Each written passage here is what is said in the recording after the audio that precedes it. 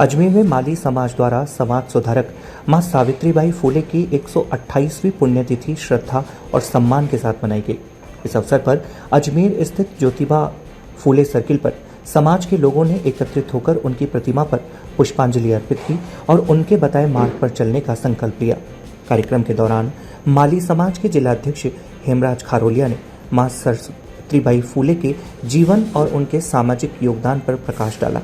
उन्होंने कहा कि ज्योतिबा फूले ने समाज में व्याप्त अनेक कुरीतियों के खिलाफ संघर्ष किया और दलितों तथा पिछड़े वर्गों के उत्थान के लिए महत्वपूर्ण कार्य किए। उन्होंने महिलाओं की शिक्षा के लिए भी ऐतिहासिक पहल की, जिससे समाज में जागरूकता और समानता का मार्ग प्रशस्त हुआ। खारोलिया ने बताया कि सावित्रीबाई फूले ने शिक्षा को समाज सुधार का सबसे बड़ा माध्यम माना और इसी सोच के साथ उन्होंने महिलाओं और वंचित वर्गों को शिक्षित करने का कार्य शुरू किया। उनके प्रयासों से समाज में बराबरी और मानवता की भावना को मजबूती मिली। कार्यक्रम में उपस्थित समाज के लोगों ने मां सावित्रीबाई फूले के विचारों को याद करते हुए कहा कि उनके आदर्श समाज के लिए प्रेरणादायक है।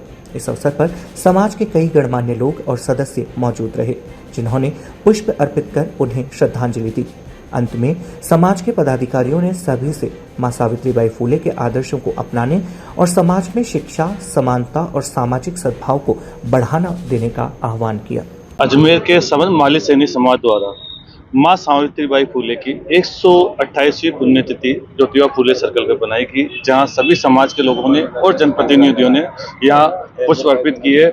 मां सावित्रीबाई फूले के आज पद की चलते हुए जैसे उन्होंने दलितों का उत्थान किया और ज्योतिबा फूले ने खुद शिक्षित होते हुए अपनी पत्नी को शिक्षित किया और उन्हें देश की प्रथम महिला शिक्षिका बनाया। उन्होंने कई स्कूलें खोली और दलित उद्यान और कई प्लेग जैसी बीमारियां, उन्होंने हर जगह अपना अग्रिम भूमिका निभाई।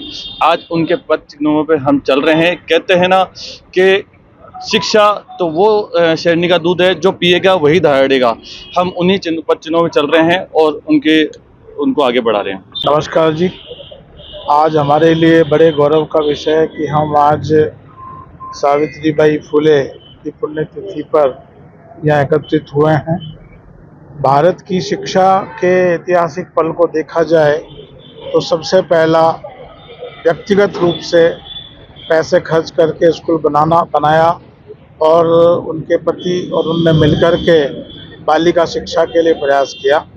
और भारत की शिक्षा में आज जितनी महिलाएं शिक्षित हैं, जितना भी कुछ कर रही हैं, उन सब का श्रेय सावित्रीबाई फूले को दी जाना चाहिए, क्योंकि उन्होंने पहली बार स्वतंत्र भारत में इस बात पर चिंतन किया कि महिलाओं को भी पुरुषों के समान शिक्षित होने का और सारे अधिकार मिलने का अधिकार होना चाहिए।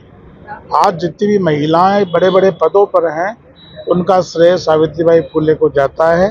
आइए हम आज के इस युग में महिला शिक्षा के लिए, बालिका शिक्षा के लिए जो कुछ भी करते हैं, सबसे पहले सावित्रीबाई फूले और माताबाई फूले के चरणों में शब्द अर्पित करें और उनसे प्रेरणा लेकर के भावी पीढ़ी को भी शिक्षित बनाने का प्रयास करें।